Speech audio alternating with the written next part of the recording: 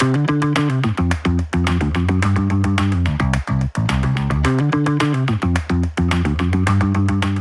to Startup Simplified, Ari. Thank you for having me. How are you doing, sir? I'm good. How are you? I'm doing good.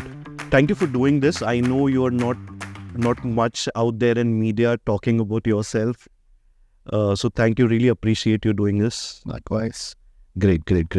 So the way I would want to do this is I would want our users, our readers, our listeners to understand more about who you are, how you went about building Flip from college, and give an idea to our listeners in Indonesia and elsewhere on how they can fulfill their entrepreneurship dream. Right. Before we get into Flip and that journey, would love to understand a bit about your background. Right? Like, where did you grow up?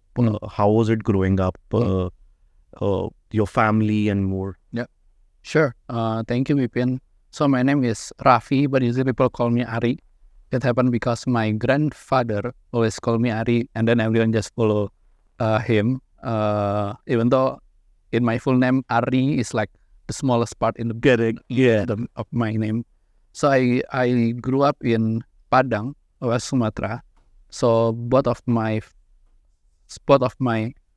dad and mother is a banker.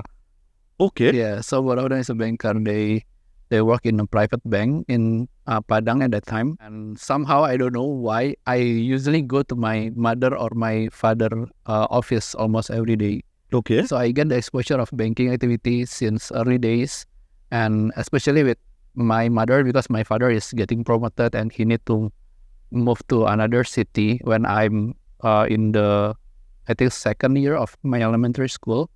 So my mother is living in Padang with me, my father living in Batang, and my mother becoming the head of the restructuring organization of West Sumatra area. So that's one. But after that, because my father is getting promoted again, he need to move to farther city because Batam and Padang is quite close. Yeah. But he need to move to Java Island. My mother decided that she quit the job and joined my father together. So I be in Batam for several months, and then we moved to Semarang at that time. And because my father is on the private bank, he moved a lot. Sure. So I think I lived like not only visiting but really lived for several years in like 9 cities in Indonesia. Oh wow. And it gave me lots of perspective about people, because demography, because my parents moved a lot, and it helped me. I think able to very grateful till now is both of my parents have a setting up. So they always tell me that what they do is not like guiding me to do things, but they will set up the guardrails. Sure. I can have independence to choose what I wanted to do. But as long as I in this guardrail, and the guardrail that being keep being repeated is the religion. This is just something that already being sent to me since I was born. And if I don't get something, I also have that kind of perspective. Nice. Very nice. Let's talk about your college, right? So you are in school, elementary, and you have such close view to the banking industry thanks to your mother and office being next to it. You are a computer science graduate. Yeah.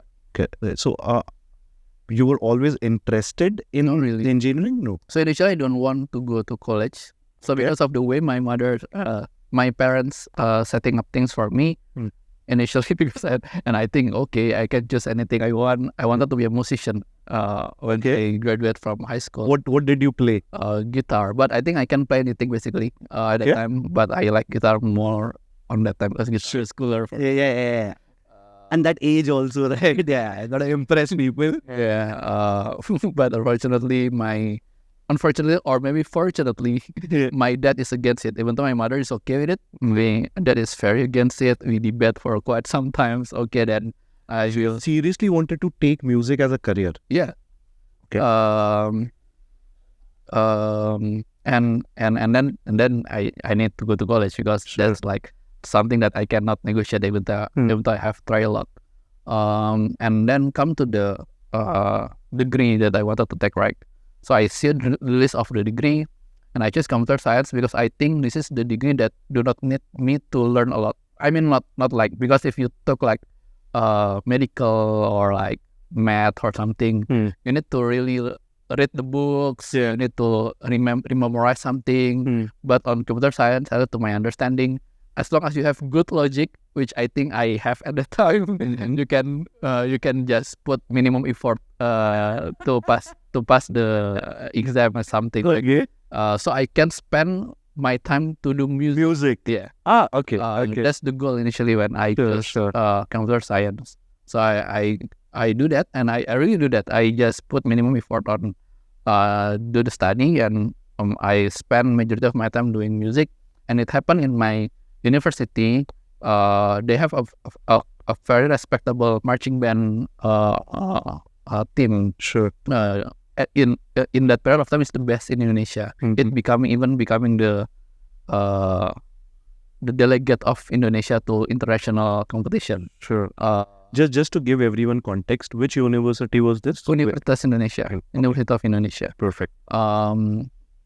So initial, but playing guitar and marching band is very different thing, right? Okay. But when I see this marching band team, this is something that very impressed me because they are very dedicated to their craft. They like really spend lots of time to ensure they have good showmanship, good musicality, etc., which is something that I never experienced in my life before. Sure. Like of way different level to what I know. I think it's also the camaraderie, right? I mean, like a bunch of people together playing this music and creating that kind of environment can be very fascinating. Yes, but the main hook for me is the dedication to make things super great. Sure. Because at that time, I only not see the marching band. There's also orchestra company, orchestra team. There's also other team that we have in the university. But the level of dedication is next level, I think. Sure. Which make me really want to join the team.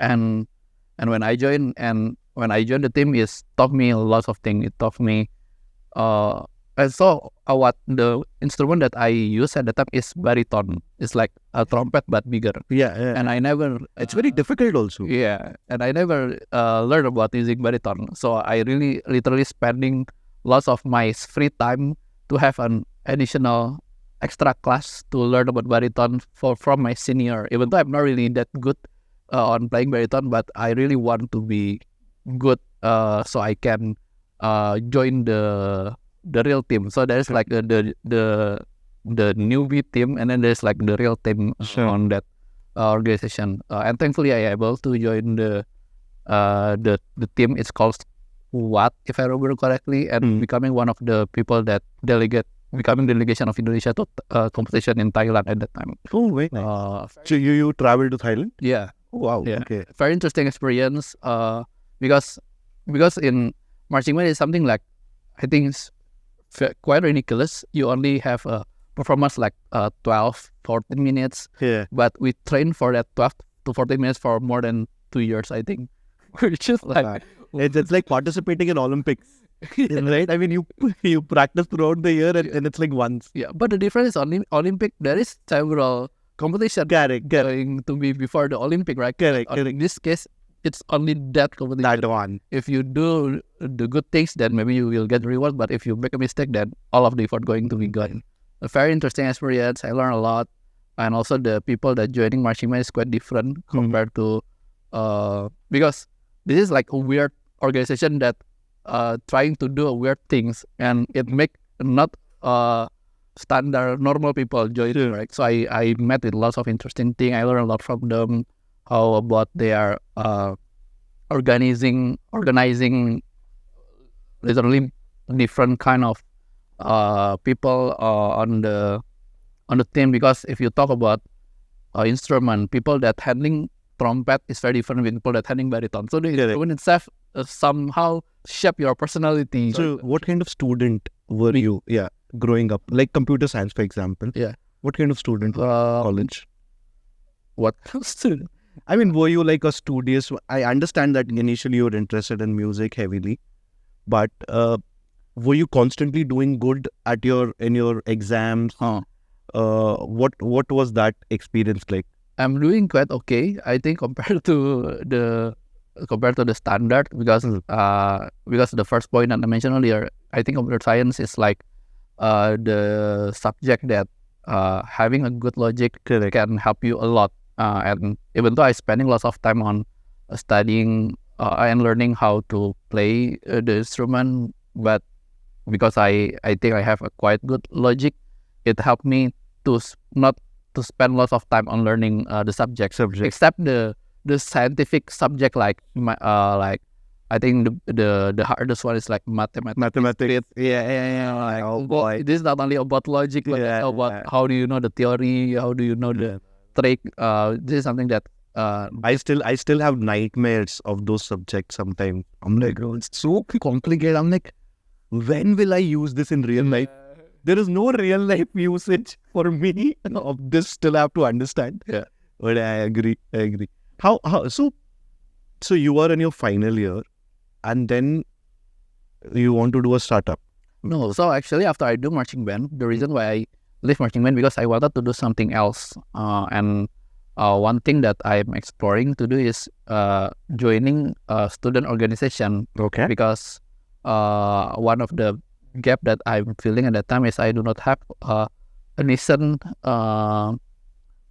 skill set to work things outside of the hard skill, because our marching band, I think, even is like more like hard skill game. Correct. If you are good at your musicality, then you can give a good outcome. But on organization, maybe like student union, it takes different kind of skill, right? Correct. So I spending my time on doing that. But why you wanted that skill? Because I usually I try to understand myself, and I'm feeling the biggest gap that I have is this part. I do not have lots of experience on working at a big organization, because large scale. Yeah, large scale. Because I mentioned before that I move a lot. Correct. So I never get a chance to joining organization deeply. Usually I just doing something and then I need to move. Yeah. So you're never able to create a large circle or a large community. Yeah, and I never go deep on doing organization things. So maybe one of the relation that I have is when we still a first year student. I have friends that very confident, like organizing a big team, very confident to exploring the unknown things, on creating some event. For example, at that time, I know nothing about that, so I wanted to learn. That's why I joining the student union. But what I wanted to do is not joining student union on my faculty.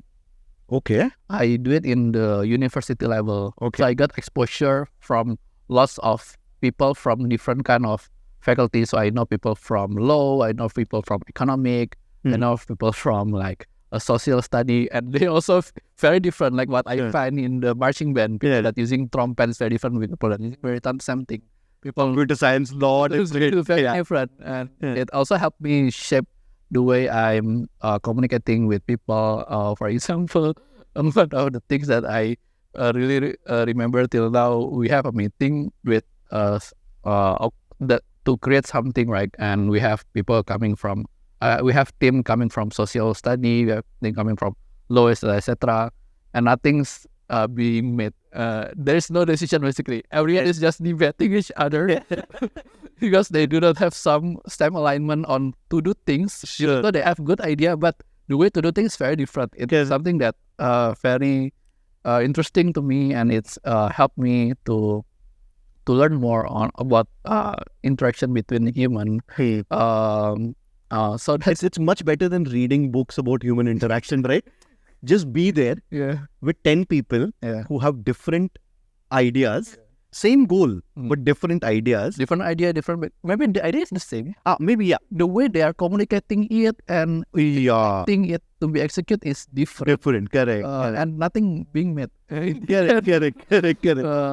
Something that's very interesting to me on that experience. But I learned a lot on that organization, and it shaped me to be someone that the first thing that I always try to do is to understand what is this people is before I do things. Sure. It shaped me till now.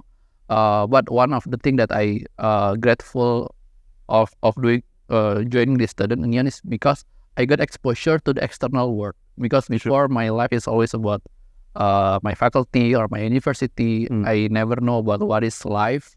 But on that organization, because I'm doing quite okay, I getting several award as a staff, and people recommending me if you need something about that. At that time, I am quite good at design.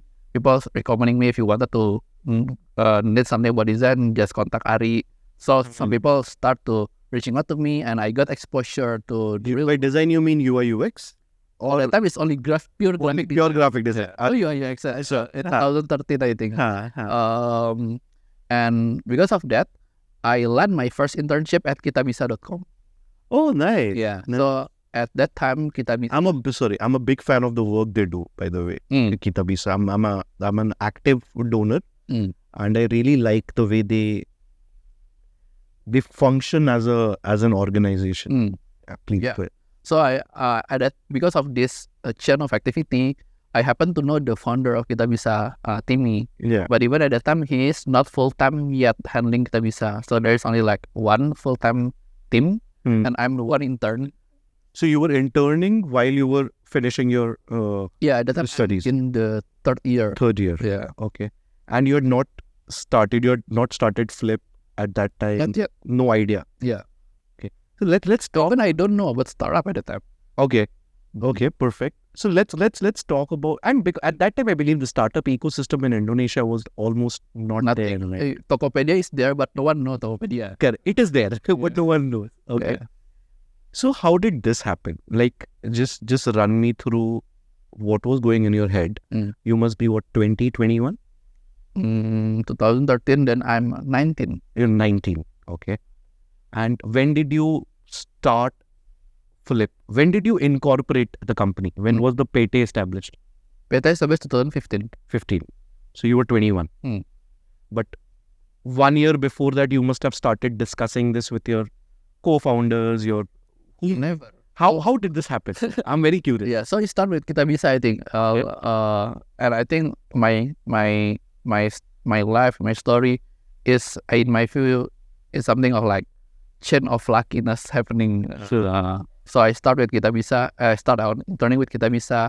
I know Timmy by accident because I accompanying my friends that wanted to become so in my university there is things called mahasiswa berprestasi. It's like competition to be the highest achievable, highest accomplished student. So it's like beauty pageant, but about smart things. Smartness, okay. So I have friends that wanted to join this. So let me accompany you, because he at that time no one wanted to join because we are only like the third grade. Second grade, going soon to be third grade. Usually to enter this competition is from the fourth grade student. So we are the second grade, soon to be third grade. No one wanted to join. Okay, let me accompany you on doing this. And in that event, I met with Timmy. I just asked his number, etc., etc. And after that, I'm thinking that I need to take an internship. I contact him. Hey, can I intern at Kitabisa? Because Kitabisa, it's not as big as now, but I think the mission is very, very noble. Yeah. And I think because there is no one that wanted to interning at Kitabisa at the time, he just accepted me. I learned directly from him, even though he's not full-time, but we spend a lot of time on discussing with users, discussing about the product, and it became a realization to me that when you are creating a product, it is something that can help not only 10 people, 100 people, but it can be something that help thousands, tens of thousands, even millions of people with just one effort. And it started showing me something that I never thought before, because when I joined student union, we usually do like the social activity, like go to some village, help them, or making some event, help several hundreds of students. Making a product is something that's very simple to me, but the impact is super big. Correct. So my goal is not making a business or making a startup or something. My thing is that time I wanted to make a product because this is something that can give us big leverage in terms of impact. So that's what I get from interning with Kita Bisa, and it happened in 2014. Somehow in Indonesia there are lots of hackathon. Okay. Lots of hackathon everywhere. Almost everyone there is hackathon. Okay. Like Tech in Asia, I think every 3 months they are going to create a big hackathon. Lots of companies sponsoring this. So me and my friend create small team to join hackathon with the purpose to getting some money. Okay. So how much money was this? Like 10 million rupiah, 20 million rupiah, very big for a college student. Absolutely big, massive money for college. And our intention is we're going to get the money and we're going to go overseas, traveling together. And just happened that I created a team with Lukman, Anjar, and one other person. Okay. So there's 4 of us creating this product called Pushla at the time. So we got an idea from Push for Pizza. Do you know Push for Pizza? No, what is this? It's like a quite funny company in the US where the app is the UI is only one button, and if you click it, you will get pizza delivered to your home. It's like 2014 company, and we think it's very interesting. Because of my so we see this something that's very interesting. We got an idea that coming from the UI. So we wanted to make an app with this UI. Only one button, click, and then you will get something. Okay. What is something that you will get? Then we need to brainstorm. Sure. But this the first experience for me to create something that real at that time. A short story, we won the competition. This is a good idea. I'm sorry. This is a good idea. I'm just thinking. Like even today, if you just create an app which just has one button, you click on it, and you don't know what you're gonna get. Maybe you'll get a voucher from Shopee. Yeah. Next day you come, you click, you might get a voucher from, let's say, Matahari, for example. That's a good idea. Sorry, I got lost out there. But yeah, you won the hackathon. Yeah, we won the hackathon. Okay. And then we continue to build the product, but we think we need to have a more useful use case. Sure. Yeah, I mean, rather than pushing. So it become useful, and because my experience with Kita Bisa, let's do it for donation. One click and then you will donate money to charity. Okay. We build the product. We get lots of exposure from media. Almost every day there is media that calling me for an interview. And because I wanted to spend majority of my time on doing this, I make this product as my final project. Yeah. Final project. Okay. Nice. Okay. So I have time to do this. Yeah. And the product is getting lots of popularity. So this was one click donate. One click, yeah. Okay. This one button, you click it, and then you donate. Okay. So the product initially is very hype because lots of exposure from the media. Sure. The lot is super high, but after 3 weeks, no one uses it. Yeah.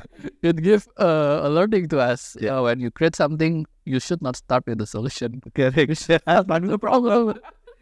Do people need something to push? Okay, so another one we are thinking, this is good idea, yeah. One click you can get something, but if it's not solving anything, it's not going to make something that retain for a long time. Correct. So that's the biggest learning that we get from this failed project. And then at that time we are already close to graduation. Sure. And 3 of us thinking, me, Lukman, and Anjar, what we will do next. Were you good friends? Depend on your definition of a good friend. I mean, how do I define this? Did I spend majority of my time with them? No. Oh yeah, majority of your time, yes, that is one factor. I mean, you liked each other, hence you collaborated. Yeah. But it's not that they were your best friends of sorts, nothing like that. Not like, maybe we becoming the best friend because we are gradually, yes. But in the first place, not really. Okay. Me and Lukman have some interest. We like to read manga. me and Anjar, we joined some organization, but it's not like we are spending time together majority of the time. So at that time, but our skill we think is complementing each other. Okay. I can design. You can design. They Okay. cannot design. They can do engineering. Okay, that Both of them can do engineering. yeah. Okay. Yeah, I can do some engineering, but my code is very dirty. But yeah, that's what the complement that we and we built the product at that time. Sure. And when we close to graduate, we start to have a question because Anjar Lukman is a very good engineer. Lots of company already approaching him. Okay. Yeah. And then we start to discuss: do you want to work at Traveloka? Yeah. Or do you want to do this one-time opportunity to do things together with the real things? Because before we build things, but we do it together with our study, right? Correct. And at that time, what we think is this kind of opportunity is not coming anytime where you are in a situation where you already have a quite good work chemistry. We know each other for quite some time, and we do not have any kind of we do not have wife yet, we do not have family yet. We can just do anything that we want. Our cost per month to live is very, very low. Correct. Do we want to do it now? So our discussion is, do we want to work for someone else, which we can do, I think, in the next 3 to 4 years. Definitely you Lukman Anjar, immediately someone is going to hire you. Maybe not me. or let's do this together that maybe we will not going to be able to do in the next 3 to 4 years, or maybe in the future. Sure. So the element that we have, let's do it together, focus after we graduate. If it's failed, then okay, we do the things each other to what we want. Sure. To be a team anymore. What were your families thinking at this time? Did you tell your family about? Not yet. Okay. So there's a funny thing about my family. Later in the story, do we already spend 1 hour? No, that's okay. You continue. No problem. Okay, sure. So we come to that alignment, but the question is what we are going to build. Okay, so no idea what you guys. Yeah, we only wanted to do things together, but we don't have anything that we have in mind at that time. But learning from Pushla experience, let's start with the problem, guys. So Okay. think about the product. So we try to do exploration of the problem. There are lots of problems that we are thinking, but the things that intrigue us more is on this money transfer problem, because this is something that we face almost every week. So me, Lukman, and Anjar, because we won several competition as well after that, and we also do some project helping company building their website, etc. We got money that coming from collective effort.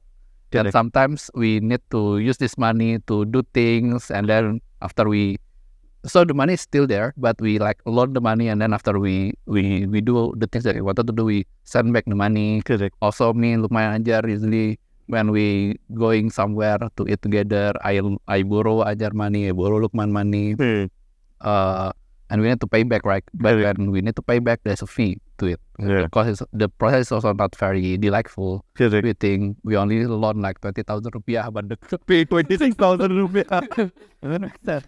So that's why we are thinking, can we make it free? Where we wanted to send the money, we are thinking some option to do that, and finally we finalized the model that we wanted to build at Flip. All this is happening in 2015. Yeah, before we graduate. And that time you have no idea how regulated the world is. We just know about this is finance world. Cool idea. Just a cool idea. Yeah. Okay. And so after that we do some exploration. How is the product going to work? We start to creating the design, etc. But I start to think it's taking too long. We just need to launch immediately. So that's why after we graduate, what I'm doing immediately, I open bank account. So one of the benefit of living as a student in UI in University of Indonesia. So I just go to each branch. I wanted to open account under my name, etc. And after that, I buy some domain. We create some Google form. And then for users that wanted to move money, use this Google form. Okay. We share it to our friends, and somehow lots of people using it immediately. Okay. So how did the process work at that time? Let's say I am your friend. Yeah. there is a Google form. Yeah. I want to transfer money to Dennis. Yeah. Let's say you're using BCA. Want to send money to BNI. We will tell you send this money to BCA under Rafi name. Okay. And then after you send the money, click submit to the Google form. We are going to get email from the Google form. Hey, there is new submission accepted. And from that, I will check my internet banking. If the money arrives, if yes, then I will use my other bank, let's say to BNI, send the money to the recipient. Okay. That's it. So super manual at that Super time. manual, super not trustful. That's what I'm wondering, right? I mean, if I knew, then it is okay. If I know Ari, then okay lah. Yeah. But no random person will send money to someone. When we share it, we always share it to our friends, but somehow they share it to others, and we don't know who is this person. There's people like sending 3 million rupiah. They want money for us. Yeah, of course. Okay, why they trust us doing this? But it's becoming the point where we think this idea could work. Correct. Because the biggest factor of this idea can work or not is the trust of the market. So that's why we start to focus on building this. We start to tell our family we wanted to have this idea on making interbank transfer to be free in Indonesia. Both of my parents against it a lot because they know banking, right? It's going to take the fee-based income of the bank. Yeah. I think we should cut this part. We are not cutting this part. Okay. We will. But I need to do some. I need to tell my parents that hey, this idea is working, mom. That people is trusting us. Yes, there will be a risk outside, but let's us do it. Basically, there is no. If it's failed, then okay. At least we try something that interesting, that fulfilling for us as well. Sure. But still, parent will be parent. They still introduce me to their friend. Hey, this is my kid. Please consult him. Please counsel him. Yeah, things like that. So we continue building the product, and it happened in 2016. We know that doing this business need to have a license. Bank Indonesia closed us. So all this while Google form? No, we already made the website, but everything behind is still done manually. Sure. In 2016, we are processing like tens of billions rupiah every month without license. Bank Indonesia closed us. Then we need to apply for a license. But I think Bank Indonesia see the potential of the idea. Yeah. So, and it's a novel idea. I mean, it's a real problem. And what you were giving out is an absolute needed solution. Yeah. Right? I mean, if I have to transfer you 10,000 rupiah and if I have to pay 6,000 rupiah on top of it, that is 60%. Yeah. Right? I mean, it's pretty massive figure. Yeah. So then what happened? You got the license. So when they close us first, but they see the potential of the idea, so they help us to get a license. Oh, okay. Talk more about this, because generally what happens is that when regulations clamp on you, they kill you. Yeah. Talk more about this one. Yeah. How did this process happen? I mean, they closed you, of course. Yeah. So then you met them again. What was the situation like? So I really remember this. I taking Gojek from train station to our office at the time. Then I got a call from someone I don't know. Turns out this is one of the executive director of Bank Indonesia that tell, hey, you need to close this product because the governor of Bank Indonesia has already know about you. Okay. I come to the office, tell everyone, hey, we need to close it. And they also say that, and you need to come to Bank Indonesia office this afternoon. Okay, I go to the office, tell everyone. Weren't you scared? Yeah, because like I mentioned earlier, this is something that nothing to lose to me. Okay, let's do it. No, but were you scared of regulator? Ecosystem is safe for the consumer and also for the industry. Absolutely. I think this is a good thing. So you already had that learning. Yeah. Okay, perfect. So I come to Indonesia with nothing to lose. Yeah. Okay. As well, because if we need to close, okay, let's see what in our board and our investor till now. So we get the we got the license, but we have this KYC problem, but I don't know how to solve this. And because it's a very big problem, because how do you going to run if you do not have a face-to-face KYC at that time? Sure. I go to Pak Bahtiar, we have this kind of problem. I don't have any idea to do this. I think we need to stop the product now, and I have another idea for you. But at that time, he say, okay, Ari, my initial goal when I invest in Flip is because of this idea, which I believe regulation is like this right now, but it will change in the future. Let's adapt to it, and when the change happening, let's also capture the opportunity with face-to-face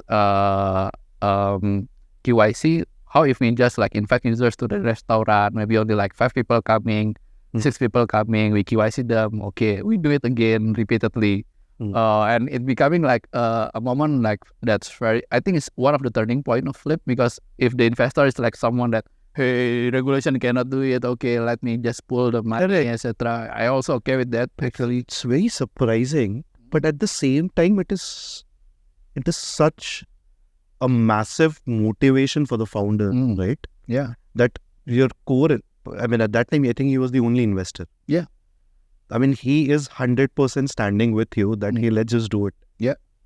And on the other side, I feel, I mean, somehow or the other, meeting your users for KYC is also, I mean, it's once in a lifetime opportunity. No one is able to meet all their users face to face. Yeah. Right, especially in the digital world. Talk about that. What happened then? So because of this expectation that he set to us, okay, so the expectation is like that, let us think with that kind of expectation and work on top of that.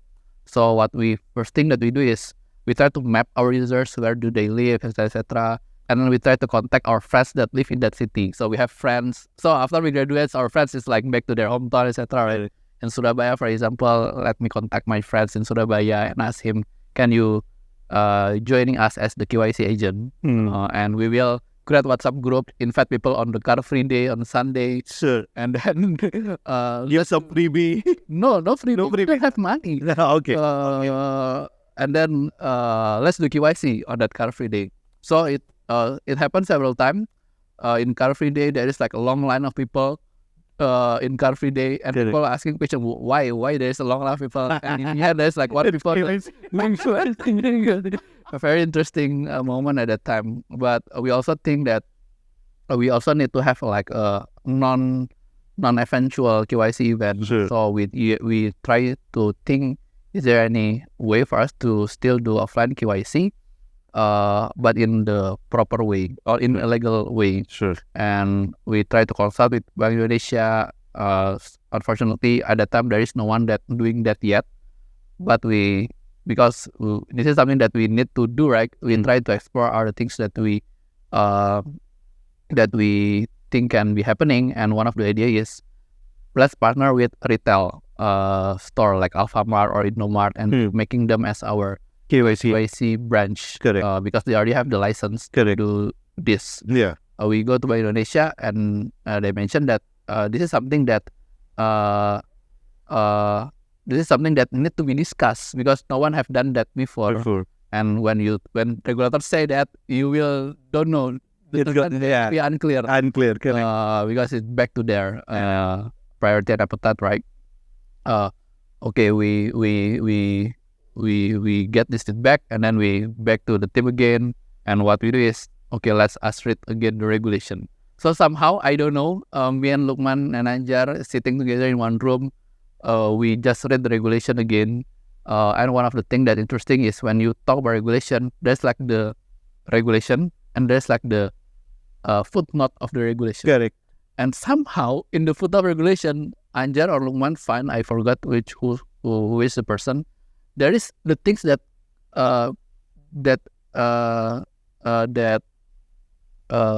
roles, the things that he wanted to do. It's called KYC with third party. But it's not on the main regulation. This is on the footnote. Okay. Yeah. Okay. So we found this. Well, this is something that's very interesting. They come back to Indonesia again, and they say, "Oh yeah, it's in the regulation and good job on finding this. Okay, let's explore this." But that's from the regulator. The second challenge is on the partner. You need to convince them also.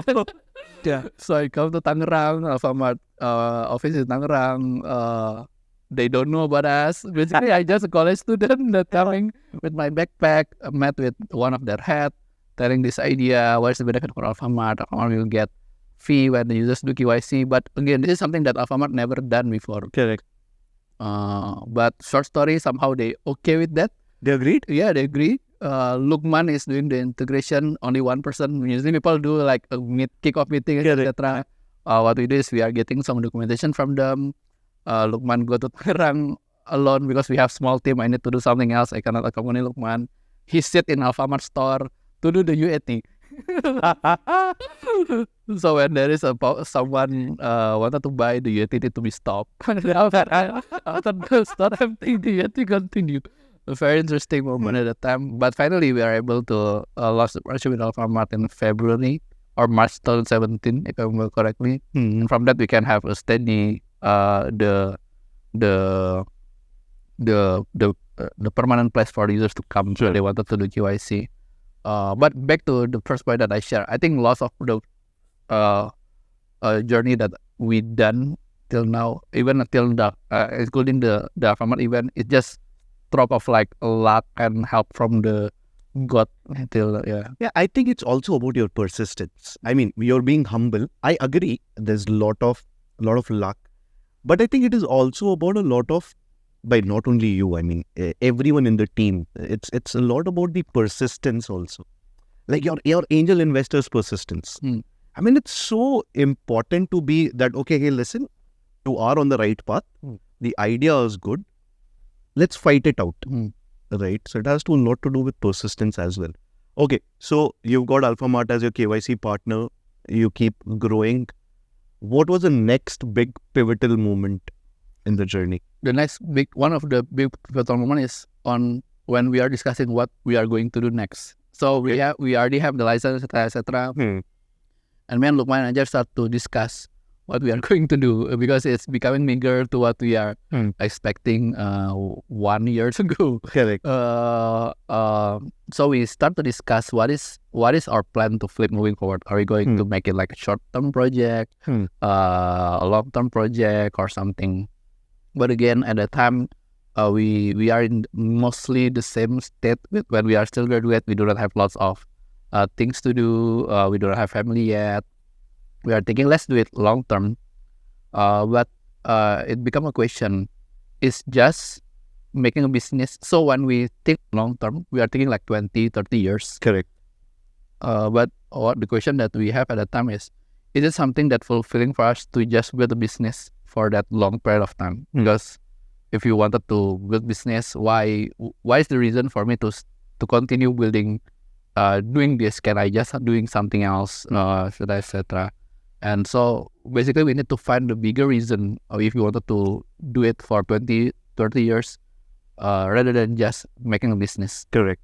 And after we have that discussion, we do our own exploration, and we come back and we come to alignment that we think, yes, Flip is a business about helping people sending money, but it can be much more than that. And if you look at the problem in the market, we think in Indonesia especially, there are still lots of things that not to what our expectation. For example, when you are taking the loan, somehow after several, really like cost loan, after several years, the interest becoming very, very high. Correct. And there's also like a product that's very good, but only limited to certain segment of users only. Sure. Or even for the transactional product, when something wrong happened, it took a very long time for you to solve this problem. So we are seeing this something as a problem that very essential for people's life, and there should be someone that try to push it to change. And we are thinking that we are in the position to be able to do that because our hypothesis, Flip is money transfer product that can help us have lots of users, Hmm. And after we have lots of users, we are going to be in a quite interesting leverage where we can use it to make things happen. And we can make things better from that. And what we are thinking is, if you talk about financial product, what is the most important thing is not only to make the product have a good rate or a fast customer service or something else, but it should be something that a whole package. Because if we talk about financial product, this is something that's very core to the users, and we think financial product should be fair. Financial product should be fair. Yeah. I mean, yeah, it's a good belief, but most financial products are unfair, unfortunately. And that's why this is something that's very interesting for us. Yeah. Because the nature of the financial product is something that easy to be made unfair, because it's massive manipulation. Yeah. And that's the thing that we wanted to do. How can we make the fair financial product for the users? It's not only going to have a good rate, but it's also the rate that users understand how is the implication for them. It's not only having a fast customer service, but also customer service that solve the problem for the users. Correct. So that's becoming the goal for us when creating the company. We wanted to make the fairest financial product in Indonesia at first. Money transfer is the way for us to gaining the leverage, but the real goal is how can we change the way people doing financial activity. Sure. So when did you get your first institutional investor on board? 2019. 2019. Okay. So it's just putting chronology over here. In 2015, you establish your PT. You get your first angel investor. Yeah. For 4 years, this whole drama happens with BI and a lot more. In 2019, you onboarded your first institution. Which was that? Sequoia and Insignia. Sequoia and big names. Yeah. Okay. If you have to summarize, why do you think they invested in Flip? So actually, we during that journey, there are lots of other investors coming to us. But since 2017, we are already a profitable company. Okay. Okay, we did not speak about this. Okay, that's interesting. So I don't have any idea what is Star Wars. What I know, when we talk about business, it should be profitable, right? Absolutely. So what I'm focusing at that time is how can we make Flip to be profitable as soon as we can, because with the investor money that we have, it's going to be a short runway if we spending excessively. So we are exploring on how to monetize the products. By 2017, you're profitable with just the transfer. And also because the team is very small. Of course, yeah. They are not doing crazy marketing. Correct, But that's what we are thinking. How can we make Flip to be sustainable by our own? How can we generate revenue from the product that we have at the time? And so we start with money transfer. We start to learn the behavior of the users. We're setting some limit, and from that we get some fee, and from that fee we can generate revenue. But we also seeing users that have a quite unique usage where they have like hundreds of thousands of transactions every month. So with our B2B product, B2B is much more straightforward to monetize. Correct. And just charging everything. Correct. So from that we can be profitable. Oh, very nice, very nice. So in 2019, what made you decide that you want to raise money? Yeah. So because we are profitable, we don't understand the reason why we need to raise money. Raise money from outside. By 2019, we met with Insignia and Sequoia, and the approach that the discussion that we have is very different. It's not like, hey, we invest you some money, then we are going to have some ownership Flip. But the discussion is more like, what is the things that you wanted to do with Flip moving forward, Ari? And I heard the story that I share with you, that we wanted to build the fairest financial product in the world, and then they think this is something that interesting, and if you partner with us, we can help you build that. Help you with that faster. Okay. I mean, if we do it by our own, it will take several longer years. Correct. But if we partner together, this is something that can be achieved faster than wait 20 or 30 years for in the future. How big was the first round? It's single digit. $1 million. Yeah. Single digit. But it's still a big amount, and you're still very young. Yeah.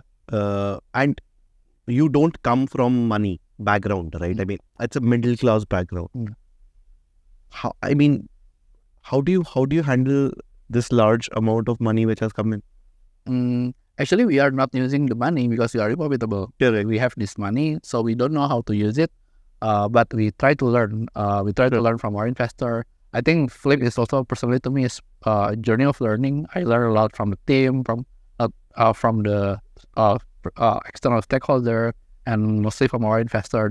They not only invest capital with us, but they also spend time to teach us what it takes to grow business the proper way. So we do that. We learn that marketing is something that can be leveraged. You should not see marketing as a cost, but see marketing as a leverage. We start to exploring about that. But because the company in the first 4 years is already bootstrap company, initially we have the culture to save everything. Correct. As much as possible, right? One of the key challenge that I always have even till now is on hiring. I don't understand why we need to pay that much money to. I want to get onto this. Yeah. But okay, before we get onto the hiring part, from what I understand, that the problem which you had is actually a good problem because you have a culture which is bootstrapped. You save, and now you have money, so you got to find ways to spend it in an efficient way.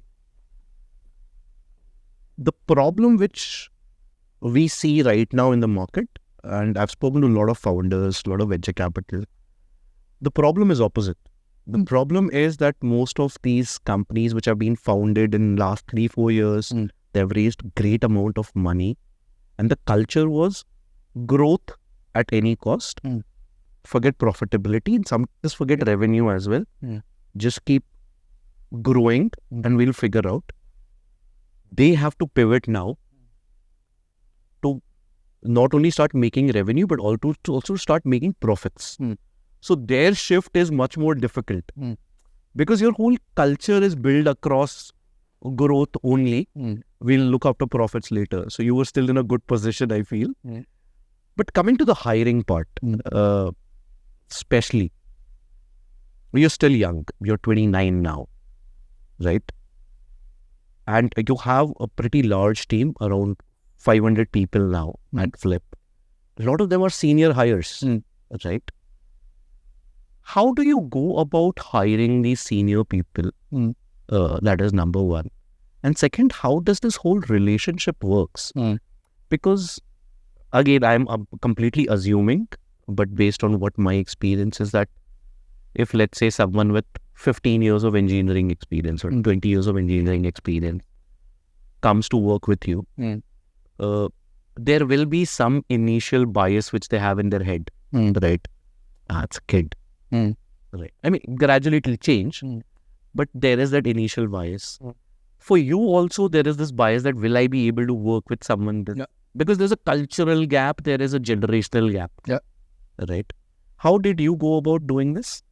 Learning by doing, basically. But one of the things that I'm grateful for is when we talk with investor, they also try to setting up us for success.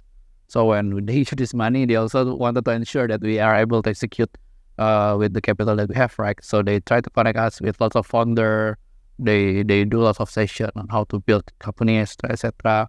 One of the things that I remember till now is when you have a team, trust should be something that not earned, but trust should be something that being given from the days by default. Yes. And that's also the way the approach that I have with the team that I hire, including the senior one. And that's also the things that I shared with them explicitly. Since you are joining Flip, you don't need to question the trust that I have that I have for you. There will be some debate that we will do, of course, but it's with the goal to make what is the best thing for Flip. Is this one of the reasons why you have been successfully able to manage mostly remote team people, mostly remote team members? Is this one of the reasons you think? Yeah, I think it can be mix of everything. I never thought about that. But I think when we go to the remote, we do it in 2020. Okay. Before that, we are full work from home. So this was just during pandemic? Yes, during COVID. Okay. There's quite funny story that, but it'll take it too long. So before 2020, we are a work from office company. Everyone is working from office, but most of the team, I know them very well. Not only product and engineering, everyone, I know them very well. So when we're transitioning from work from office to work from home, it's very easy. Correct. But then we need to hire new people to support the company. And you grew exponentially during the COVID time. Yeah. Right? In terms of team size, in terms of the company itself. Yeah. How did this happen? Yeah. I think why it can still be continued because the first foundation is already there. Correct. The trust between, even though majority of the team before 2020 is someone that I already know before they joining Flip. They're my friends basically. But when we are working as an organization, I'm the management and then they are the team, right? Correct. We always try to keep the relationship between management and the team to be as close as possible. Everyone can reach me anytime. If you have any concern, you can reach out to me. I also try to be as hands-on as possible, even though many people tell me not to, given the companies already become more sizable. But I think having a hands-on experience is not only help me understand what is happening on the business, but also help me start to build more connection and trust with the team as well. Absolutely. So because of we already have this kind of dynamic between management and the team, the transitioning is happening quite smoothly. And then we need to hire new team the joining, but because we already have the foundation before it's basically built on top of that. But if you talk about human, not everything is perfect, right? Absolutely. Things happen. We have some case as well that not really good with this work from anywhere arrangement. People doing multiple jobs and everything. Things like that. But I think it's becoming, so maybe usually people think that this is like, I don't know, maybe people think or not, but I think it's my perspective. Usually people see it as an HR problem. It is not. Yeah, this is like it's a organizational problem. Yes, and management need to involve on that. Correct. That's what I'm trying to do. It's not perfect, but we are trying our best on this. And who's perfect? I mean, yeah, fair enough. So, talking today, right, as we are in say July 2023, you have raised almost more than $100 million throughout different series. What has started as a very amateur project in college is now a massive enterprise, fairly successful. What's next? What's next? With Flip. What's next is how can we really make our vision to be a reality? So initially, the hypothesis like I mentioned earlier, my target is not the goal. My target is the way for us to create a platform that able to make Flip have certain leverage to make things what we want, which is the fair financial product to be happen. Let's talk a bit about fair financial product. Okay. So when you're talking about financial product, of course, transfer remittance is one part of it. The biggest part is the borrowing. Right. That is where massive amount of fairness is actually needed. Yeah. Right. Especially in developing countries. Right. Because the interest rates seems to be pretty massive. Yeah. There are a lot of financial products in the market where the interest rates are as high as 12% a month. Right. Which I believe it's absolutely unfair. Because most of the people who use these products are actually very low income people. Yeah. Right. So when you talk about a financially fair product, what idea do you have in mind? So back to your first question regarding my background, Bipin. I'm quiet. I have a high faith when I'm doing life. And I try to approach it when I build product as well. There are the three things that being said to you. One of them is your risky wealth, right? Yeah. If you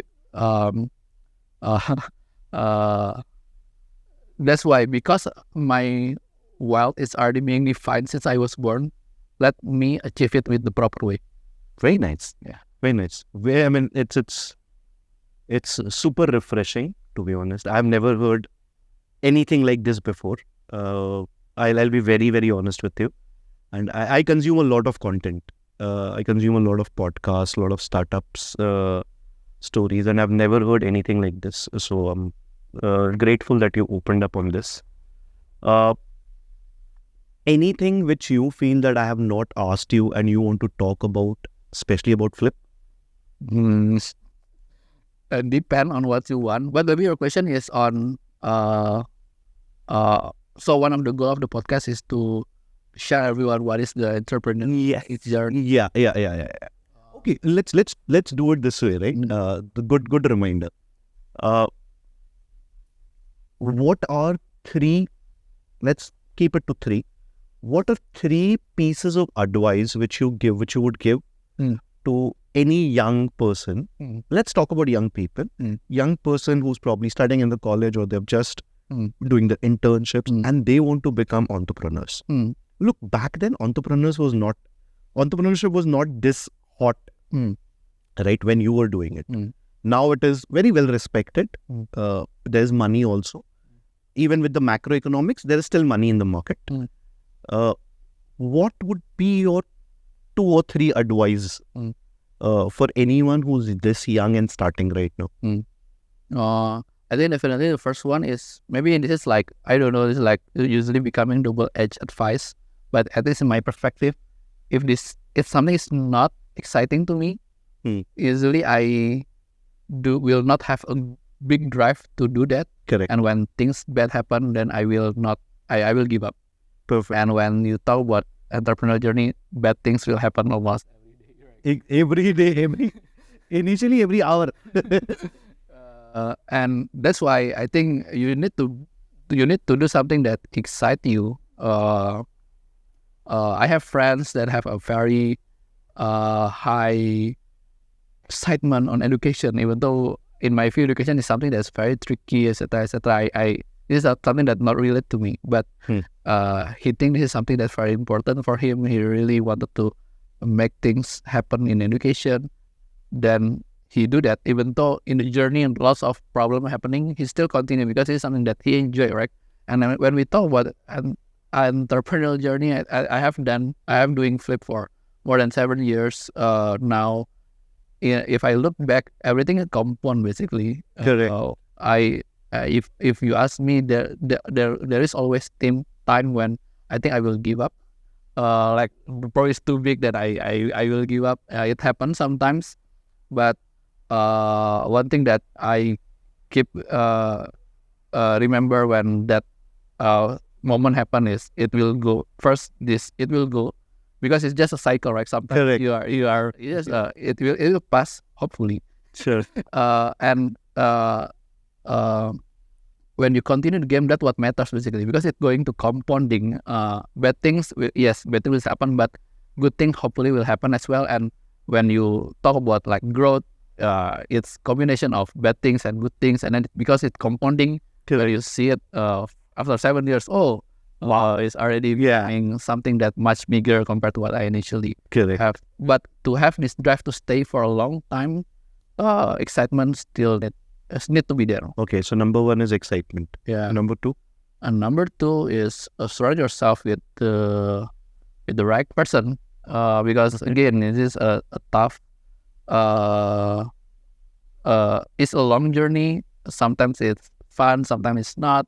But at least to me, one of the biggest reasons why I still doing this right now, because I have good co-founder, I have good team, I have good investor that sometimes they will challenge me. Of course. But I need them. They are there to give me sometimes good news, sometimes good advice, sometimes not. But we know, I know deeply they have good intent for you. in the first place. Okay, so number 2 is good people. Surround yourself with good people. And number 3? Maybe the last thing is, at least to my perspective, so we talk about resonate to me because in my view, it's not about money in the end, because if you want to have lots of money, why you are doing startup? I think let's just do investment, putting I mean, not just go sell something.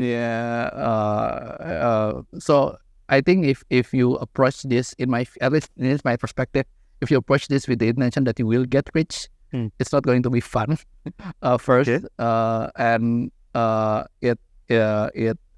so what should be the intention? The intention should be the impact. In my view, my intention is to solve the problem. Okay. Because it's always there. If you talk about wealth, sometimes the wealth's down here. Correct. But at least when I'm doing this, my goal is to solve things that I think matters to me. And at least till now, thankfully, it brings much more than that. It's not only helped me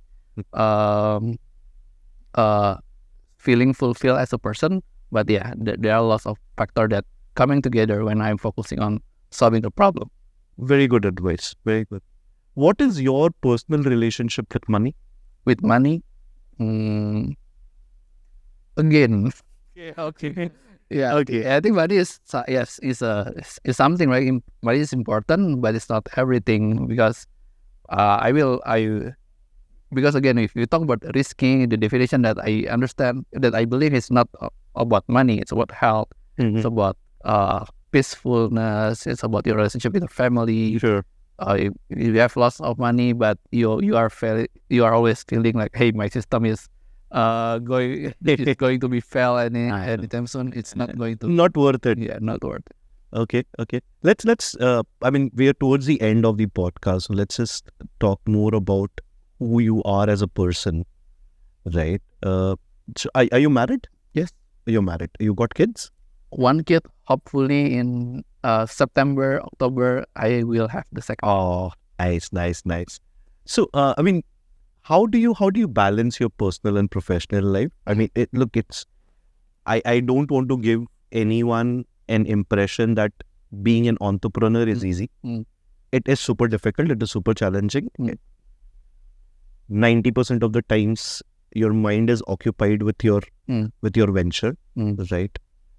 How do you balance your personal and professional life? This is something that I always trying to do, but I learn lots of things about this from people that already have more experience than me, right? True. I think spending time is very important. Time that you allocate with your family, especially, is something that's very important. But sometimes, because of you need to do things at work, you cannot do that. So my solution is always bring my family to the work. Then like what my mother do.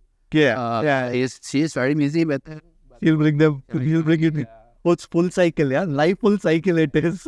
So I think in the office, I'm the only one that regularly bringing your family, your kids here.